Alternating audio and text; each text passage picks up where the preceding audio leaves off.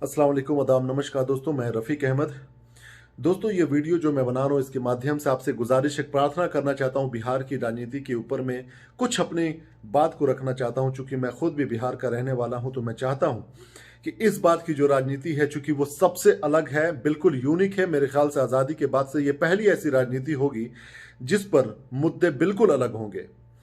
दोस्तों, आपसे गुजारिश ये करना चाहता हूं मैं कि देखिए, जिस तरीके की राजनीति हम तमाम लोग पिछले कई सौ सालों से देखते आ रहे हैं इस देश के अंदर में, जात धर्म मजहब के नाम पर लगातार सुनते आ रहे हैं, राजा रजवाड़ों के ज़माने से सुनते आ रहे हैं। लेकिन आज़ादी के बाद से जब संविधान हमारे देश में लागू हुआ, तो उस समय इस चीज़ को ख़त्म करने की लगातार कोशिश की गई।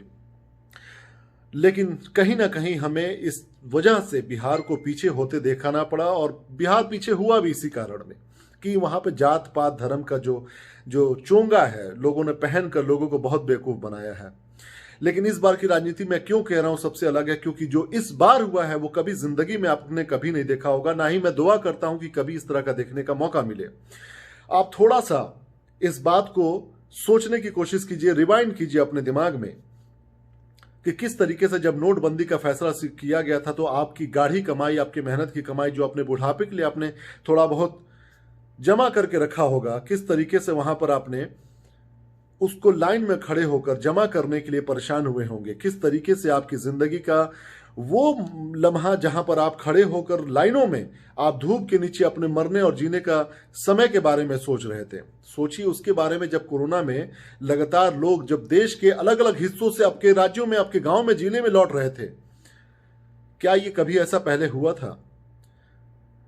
क्या इससे पहले की राजनीति में इस तरह के मुद्दे उठे थे? जो आज आपके धर्म के और आपके मजहब के और आपके जात के ठेकेदार बने हुए, क्या कभी आपने पूछा है उनसे, या कभी उन्होंने बताने की कोशिश किया कि जब आप सड़क पर चल के 400-500 किलोमीटर पैदल चल रहे थे, उस समय क्या उन लोगों ने सड़क के किनारे किसी तरह का कैंप लगाकर यह बताने की कोशिश किया कि मैं फलाना जात का यहां पर कैंप लगा रहा हूं, यहाँ पे जितने भी लोग इस जात के हैं वो आए, यहाँ पर ठहरे, खाना खाएं, आराम करें, फिर अपने घर को जाएं? क्या उन्होंने कभी ऐसा किया?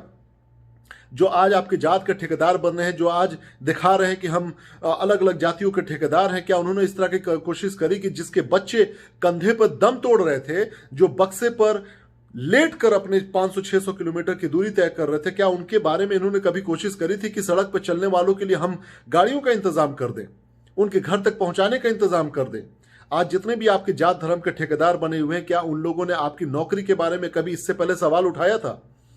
क्या आज बिहार के जितने भी लोग हैं जो बाहर जाके माइग्रेट होकर नौकरी करते हैं, अलग अलग राज्यों में जाकर मजदूरी करते हैं, उनके लिए कभी अपने ही जिले में, अपने ही राज्यों में, अपने ही गांव के अंदर में किसी तरह का कुटीर उद्योग, लघु उद्योग या किसी तरह का इंडस्ट्री लगाकर आपको नौकरी देने का सवाल किया था? उन्होंने नहीं किया था। और ये बात आप भी बहुत अच्छे से जानते हैं। और ये वो समय है जिस समय को आप कभी मरते दम तक नहीं भूलिएगा कि किस तरीके से आपके परिवार को बर्बाद होते इस कोरोना में आपने देखा था, किस तरीके से अपने नौकरी को खोते हुए आपने देखा था। ये वो वक्त है जो आपको आजादी के बाद से शायद ही कभी देखने को मिली होगी, जब इतने बड़ी संख्या में लोग अपनी नौकरी को गंवा रहे थे, अपनी जिंदगी को गंवा रहे थे, और तमाम चीजें, तमाम सुविधाएं जो सरकार को देनी चाहिए तो वो हर मामले में फेल्योर होते हुए नजर आए थे। चाहे वो सरकारी स्वास्थ्य का मामला हो, चाहे गाड़ी का मामला हो, चाहे ट्रांसपोर्टेशन का मामला हो, वो आपकी जिंदगी को आपके ऊपर उन लोगों ने छोड़ दिया था कि मरो जियो, जो करना है करो, सड़क पर जाके गिरो मरो, जो करना है।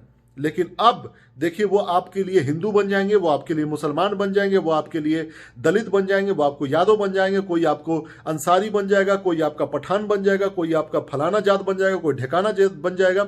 ये तमाम ठेकेदार वो लोग हैं जो दलाल हैं, जो सत्ता के दलाल हैं, जो आपके बीच में आकर एजेंट का काम करते हैं और दलाली करते हैं आपके वोटों का। फिर जाके आपके जज्बात को, आपके मेहनत को, आपकी ईमानदारी को, आपके सोच को, उन लोगों को गिरवी रख देते हैं सत्ता के आगे।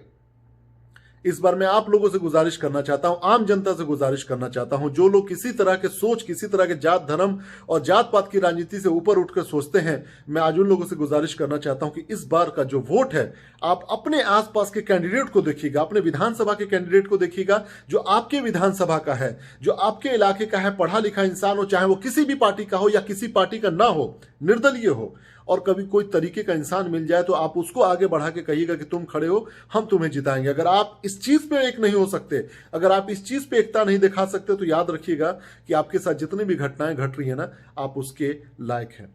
बहुत बहुत धन्यवाद। जय हिंद।